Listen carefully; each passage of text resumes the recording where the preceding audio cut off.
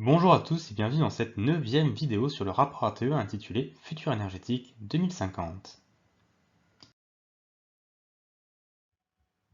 On va parler aujourd'hui du chapitre 9 sur l'hydrogène et les couplages. Il ne restera plus que 5 chapitres à traiter. Il y a deux intérêts à produire de l'hydrogène. Le premier, ça va être de décarboner des usages en remplaçant l'utilisation de combustibles fossiles par l'utilisation d'hydrogène produit à partir d'énergie décarbonée. Et le deuxième intérêt, ça va être d'apporter de la flexibilité au système électrique, et donc de participer à son équilibre. Pour ce qui est de la décarbonation des usages, aujourd'hui on utilise beaucoup d'hydrogène dans certaines industries. Donc c'est l'hydrogène qui est utilisé en chimie, pour faire des engrais, pour faire de la raffinerie. Et donc ces usages matériaux de l'hydrogène, ça représente aujourd'hui environ 1% des émissions de gaz à effet de serre du territoire. Et donc il y a un premier enjeu qui va être de décarboner ces usages. Et ensuite d'étendre cette utilisation d'hydrogène matériaux à des secteurs comme la sidérurgie. Ensuite, une fois qu'on a décarboné les usages actuels de l'hydrogène et qu'on a plus d'hydrogène, on va pouvoir utiliser cet hydrogène pour fabriquer des combustibles de synthèse pour faire avancer des avions ou des bateaux par exemple, ou donc faire du méthane, donc du gaz, qui peut être utilisé dans les usages actuels du gaz. Et on peut aussi utiliser cet hydrogène directement comme vecteur énergétique pour faire avancer des camions par exemple, ou des TER, ou autres, ou même produire de la chaleur. Il y a des usages matériaux, des usages énergétiques de l'hydrogène.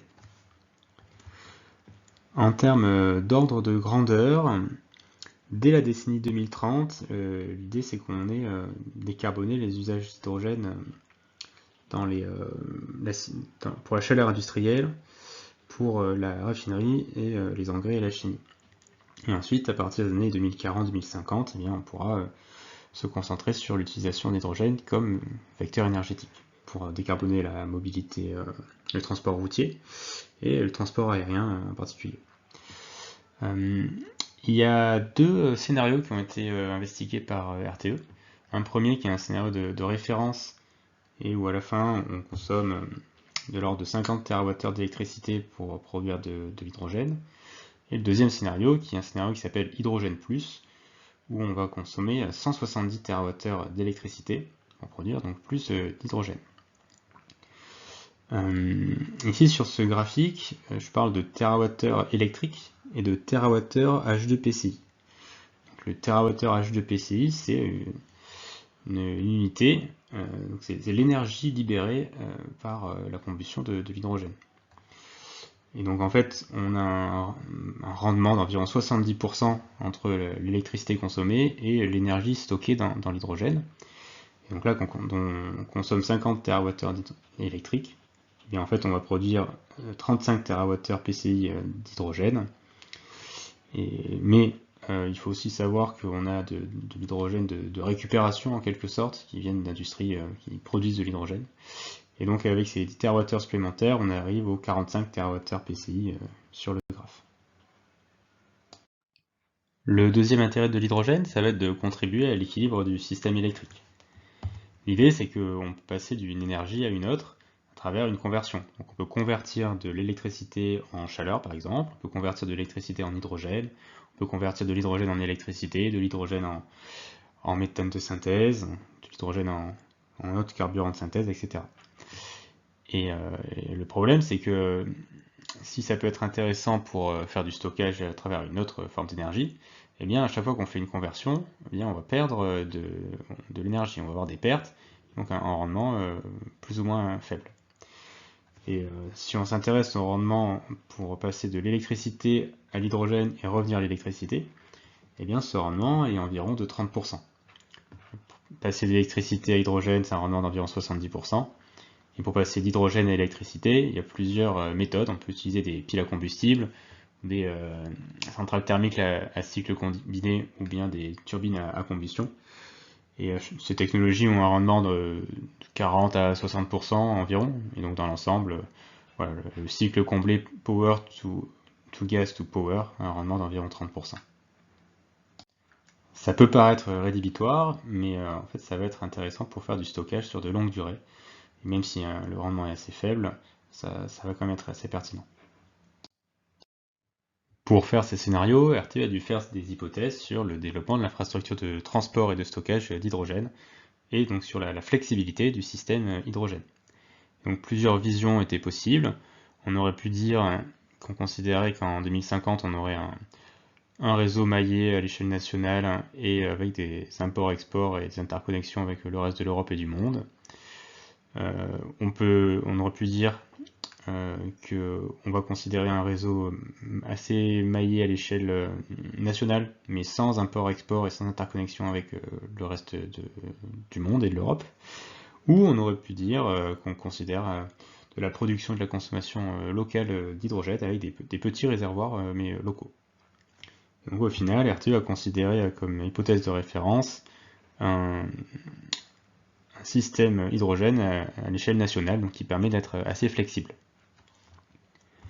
Comme autre hypothèse, donc RTE considère qu'on n'utilise pas l'hydrogène pour faire de la méthanation, donc on ne va pas fabriquer du gaz avec de l'hydrogène, parce que donc ça dégrade le rendement.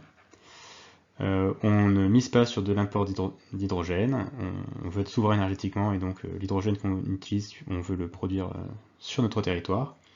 Et on ne mise pas sur le biométhane pour produire de l'électricité.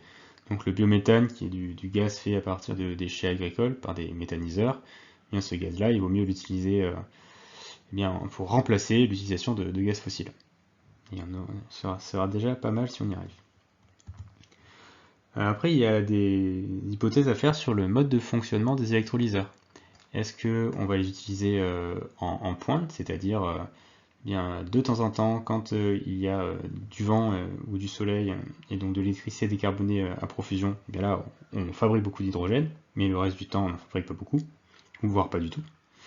Et ça c'est une première option. Une deuxième option, ça peut être de dire, on va fabriquer tout le temps de l'hydrogène, quelles que soient les conditions météo et l'intensité carbone de l'électricité. Une troisième option, ça peut être de dire, je fais une centrale de production d'électricité décarbonée, du photovoltaïque, de l'éolien ou du nucléaire, et je vais produire de l'hydrogène avec ma propre centrale électrique. Et donc là, j'adapte ma production d'hydrogène à ma centrale électrique. Typiquement, par exemple, sur le dessin, c'est avec du solaire. Alors, RTE considère que le premier mode, donc le mode en pointe, n'est pas pertinent économiquement à court moyen terme. Il sera pertinent économiquement à long terme, donc d'ici 2050, si on fait des scénarios plutôt de type M, avec beaucoup de renouvelables et pas de nouveaux réacteurs nucléaires. Le scénario numéro 2, donc en fonctionnement en base, lui est pertinent pour le coup à court moyen terme, donc les électrolyseurs qu'on va installer dans les années qui viennent fonctionneront comme ça. Et le troisième mode de fonctionnement n'est pas modélisé dans le rapport, parce qu'il aura fallu faire des hypothèses sur la localisation des différentes sources de production et sur les technologies utilisées, etc. Et au final, ça ne changera pas grand-chose sur les résultats. Mais par contre, ce mode de fonctionnement est clairement envisagé par l'industrie. Dans l'hypothèse de référence avec un système hydrogène flexible, on va produire beaucoup d'hydrogène en été lorsqu'il y aura plus de production d'électricité que de consommation, et on va consommer cet hydrogène en hiver lorsqu'il y aura plus de consommation d'électricité que de production d'électricité. Sur les différents scénarios de production d'électricité, donc on a 3 scénarios M sans nouveaux réacteurs nucléaires et 3 scénarios N avec de nouveaux réacteurs nucléaires. Tous les scénarios de production ont donc voilà, les 45 TWh d'hydrogène qu'il faut produire pour décarboner les usages, et l'utilisation d'hydrogène pour participer à la flexibilité, à l'équilibre du système électrique, c'est surtout utilisé dans les scénarios M avec beaucoup de renouvelables et pas de nouveaux réacteurs nucléaires. Et si on se met à construire de nouveaux réacteurs nucléaires en quantité suffisante, au final, il n'y a pas besoin de cette infrastructure d'hydrogène pour l'équilibre du système. Sur les incertitudes, Mais il y a des paris technologiques qui sont faits dans ces hypothèses sur la mise au point des turbines à hydrogène pour convertir l'hydrogène en électricité. Il y a des paris sur la disponibilité du stockage hydrogène et des paris sur le développement du réseau hydrogène. En termes d'ordre de grandeur de coût, le coût de l'infrastructure hydrogène, il y a une partie qui est due à la construction des électrolyseurs, une partie qui est due au stockage et au transport, et une partie qui est due au coût de l'électricité nécessaire pour produire cet hydrogène. Et donc c'est ça l'essentiel du coût, c'est 70% du coût de l'hydrogène, c'est le coût de l'électricité. Vu que ce système hydrogène flexible est un pari technologique, ça peut être intéressant d'évaluer les conséquences d'un non-déploiement de ce système flexible. Donc RTE a évalué une variante hydrogène flexible non déployée, dans laquelle les hypothèses suivantes sont faites. On considère que les électrolyseurs fonctionnent uniquement en base. On considère qu'il y a des petits stocks tampons avec des capacités de quelques jours de consommation contre plusieurs semaines, voire plusieurs mois dans les scénarios, dans la variante de référence. Et on considère que la boucle power to gas to power est assurée par la méthanation. Donc on va stocker de l'énergie sous forme de méthane, donc de gaz, et pas sous forme d'hydrogène.